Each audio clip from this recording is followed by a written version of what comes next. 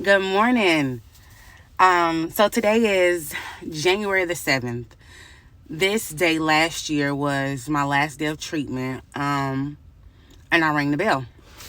Yesterday, I received the results back from a CT scan that I did earlier this week, and the results were sort of inconclusive.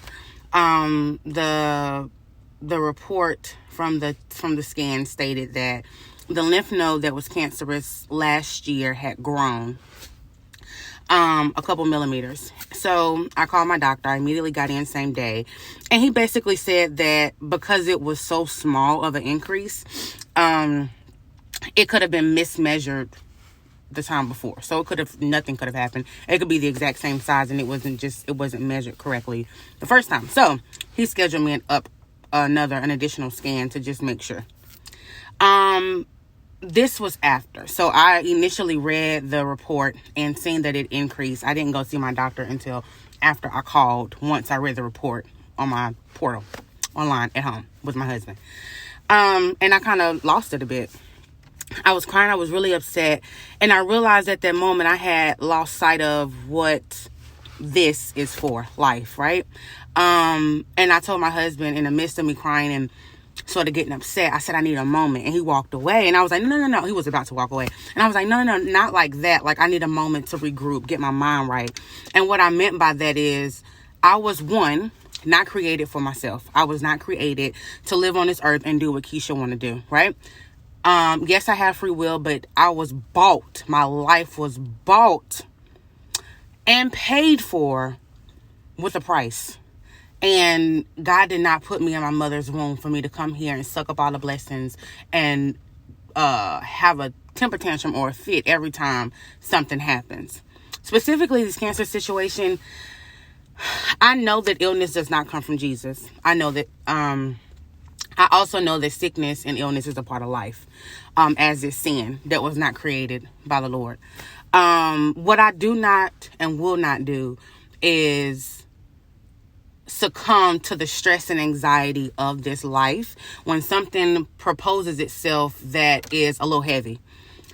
I know that God has got me, and I'm so in love with Jesus that if my path includes cancer for a second time, I'm down the ride, and I'm going to praise the Lord the whole way. And if the inevitable, because nobody is going to live forever, if that is in my journey, if that is in my book, the Keisha book of this earth, then that's what it is. I don't think that anybody else on this planet who has transitioned due to any type of illness, cancer, ALS, AIDS, whatever it be, I don't think that the Lord loves me any more than them. Like, why not me? I do know that faith pleases God. And I do understand that we have human nature, and yes, stress is a real thing.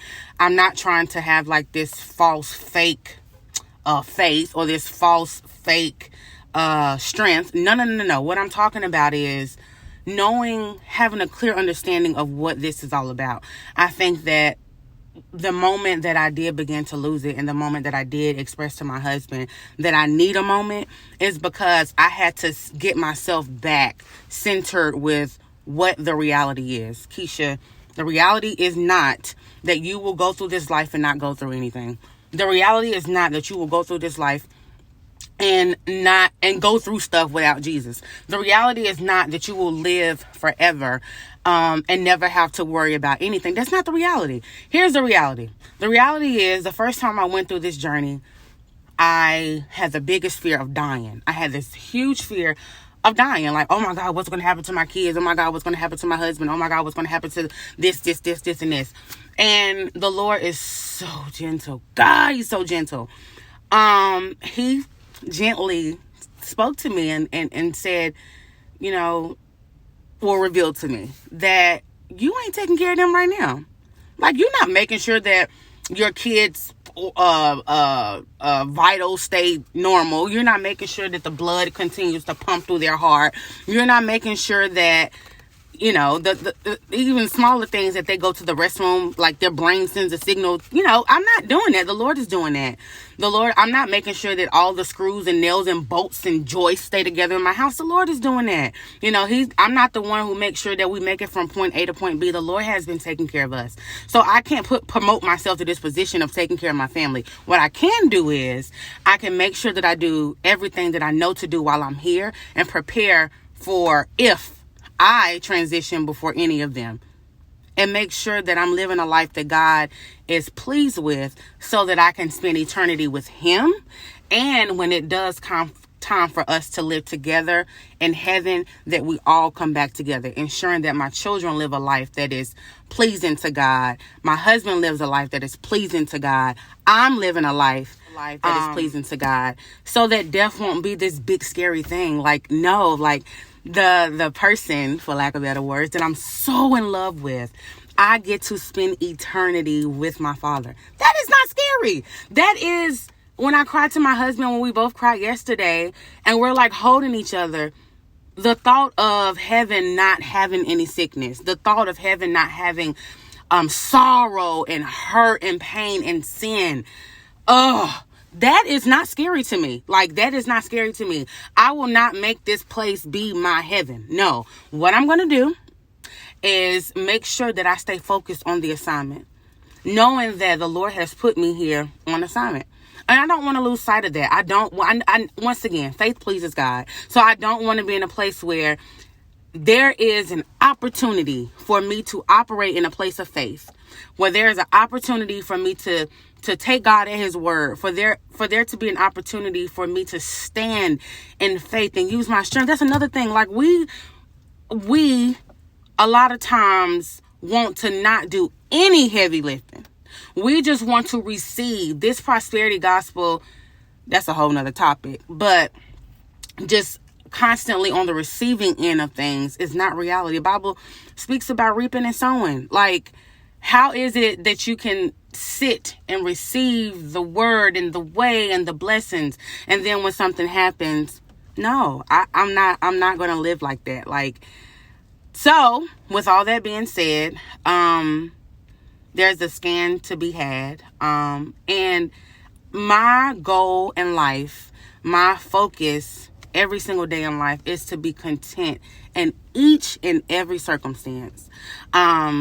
I was listening to a teaching from someone, and they were talking about how they travel alone and how they're single. And someone said, well, don't you want to be married? And they say, you know what? if it happens, yeah. But if it don't, I'm good. Like, I will be content in every single circumstance. So if what I want to happen happens, yeah, I'm good. But if it does not appear to be what I want to happen, or the exact opposite, I'm gonna be content. I'm gonna be content. That road may not be easy. I may backslide. I may slip back into fear, but I won't stay there. I'm gonna get my mind right. I know how to fast. I know how to pray, and I know what the reality of this temporary situation of life on this earth. I know what the purpose of that is, and I'm not gonna lose sight of that.